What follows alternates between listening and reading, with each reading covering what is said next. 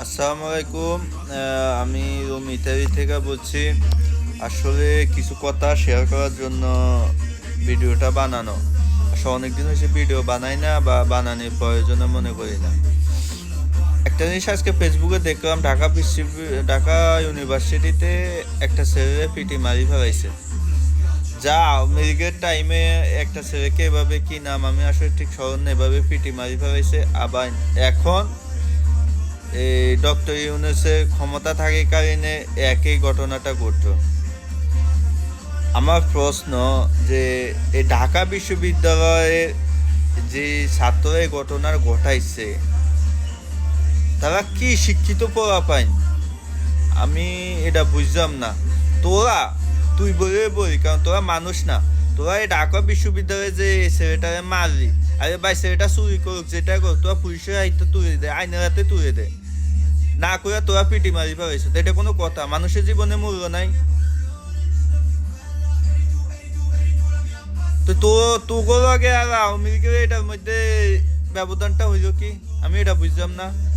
আর যে আমি বুঝি না। ছাত্র আন্দোলন করছে ঠিক আছে, শুধু এটার মধ্যে ছাত্র আন্দোলন নেই, ছাত্র আন্দোলন করছে, আমরা যারা বিদেশি যে তারা রেমিটেন্স আন্দোলনও করছে, ঠিক আছে। তারপর বিএমপিও আছে, জামায়াত আছে, সবাই মিলে এটা করছে। আর কি রে তারপরে দুইটা মন্ত্রীর মধ্যে বসাই দিয়ে রাখছে, আমি এটা বুঝি না। তো ছাত্র আন্দোলন করছে, তোরা কি ক্ষমতা নীতি তোরা আন্দোলন করছস? তাই তো তোরা তোকে স্বার্থ আন্দোলনটা করছস। আরে ভাই তোরা আন্দোলন করছস বুঝছি, সবাই তো আন্দোলন করছে। এই ক্ষমতাটা ডক্টর নিশ্চয় দিছস, শেষ। তোরা তোকে কাজে চলে যা, পড়াশোনা চলে যা, তোরা বলিস ক্ষমতার মধ্যে। তো তোরা ভালো হলি কিভাবে? তোরা এই ক্ষমতা বইজনের কারণে এই যে ছাত্ররা এসব প্রভাবে নিয়ে এসে আক্রমণ করে বেড়াইতেছে। তো দেশটা উন্নত হইব কিভাবে?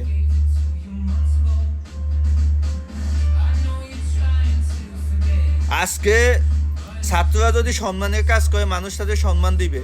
আর যদি সম্মানের না করে, মানুষ তারা তুই তুই বলে সম্বোধন করবে। যখন আমি আগে আমার ভিডিওতে আমি ছাত্রদের অনেক সম্মান দিয়ে কথা বলতাম। এই যে ঢাকা বিশ্ববিদ্যালয়ের ঘটনা ঘটাইছে, এটা ঘটানো উচিত হয়েছে? তাই শিক্ষিত হয় না। যাক বা আল্লাহর কাছে শুকর, আমি শিক্ষিত না, আমি নিজে একদম মূর্খ ছেলে, ঠিক আছে। আমি মূর্খ হয়ে অনেক ভালো আছি আলহামদুলিল্লাহ। আমি একটা মানুষ একটা টোকা দিতেও চিন্তা করি। আর তোরা শিক্ষিত মানুষ পিটি মারি পারাস, কি আর কই? আল্লাহ তোকে হেদায়ত দান করো।